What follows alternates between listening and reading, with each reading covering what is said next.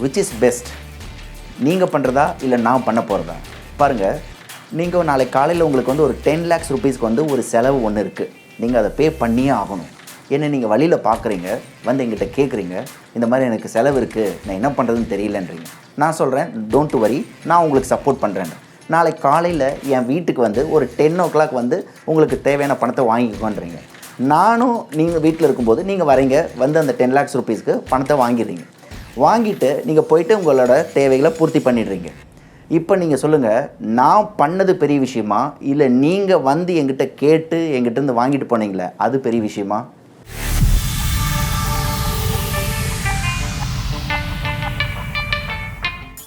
Praise the Lord.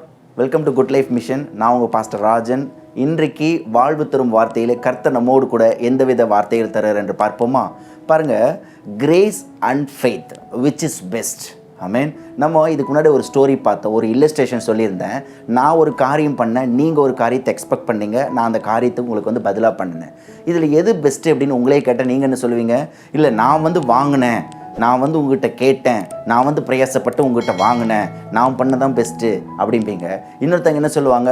இல்லை நீங்கள் கொடுத்ததான் best, நீங்கள் கொடுக்கலைன்னா நாங்கள் எப்படி வாங்கியிருப்போம் அப்படிம்பாங்க.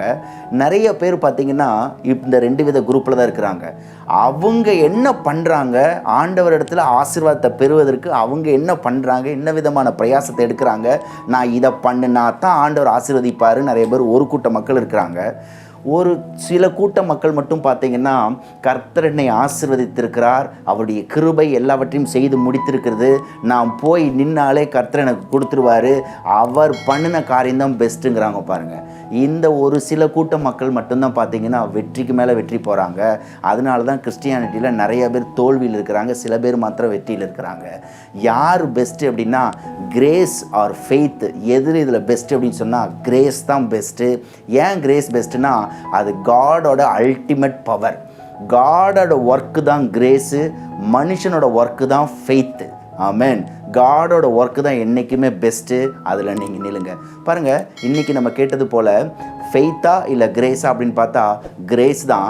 ஆனால் ஃபெய்த்து ரொம்ப முக்கியம். ஏன்னு சொன்னால், ஃபெய்த்தில் நீங்கள் போய் வாங்காமல் இருந்தீங்கன்னா உங்களுக்கு கிடச்சிருக்காது. ஹல்லேலூயா.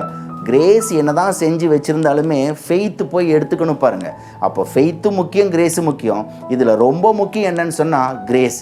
ஏன்னா கிரேஸ் என்ன செஞ்சுருக்கு அப்படின்னு சொன்னால் தான் ஃபெய்த்து போய் எடுத்துக்க முடியும். பாருங்கள், நீங்கள் ஃபெய்த்தில் ஆப்ரேட் ஆகிறதே பார்த்தீங்கன்னா கிரேஸ் தான். கிரேஸ் உங்களுக்குள்ளே வந்தால் தான் ஃபெய்த்தில் ஆப்ரேட்டே ஆக முடியும். ஆமென். இந்த வார்த்தையின்படியாக நம்ம ஃபெய்த்தில் இருக்கிறோமா இல்லை கிரேஸில் இருக்குமா, ரெண்டும் முக்கியம். ஆனால் கர்த்தருடைய கிருபை தான் ரொம்ப பெரிய விஷயம். நமக்குள்ளே ஃபெய்த்து வரதே பார்த்திங்கன்னா கிருபை கொண்டு தான் வரப்போகுது. நாம் ஒரு விசை கூட நம்ம ரீஸ்டார்ட் பண்ணலாம். கிருபையில் மறுபடியும் ரீஸ்டார்ட் பண்ணிவிட்டு நாம் வெற்றி மேலே வெற்றி எடுப்போம். உங்களுக்கு எங்களோட கவுன்சிலிங் வேணும், எங்களுக்கு ஒரு ப்ரேயர் சப்போர்ட் வேணும்னா கீழே தெரிகிற இந்த நம்பருக்கு கால் பண்ணுங்கள். God bless you and God with you all.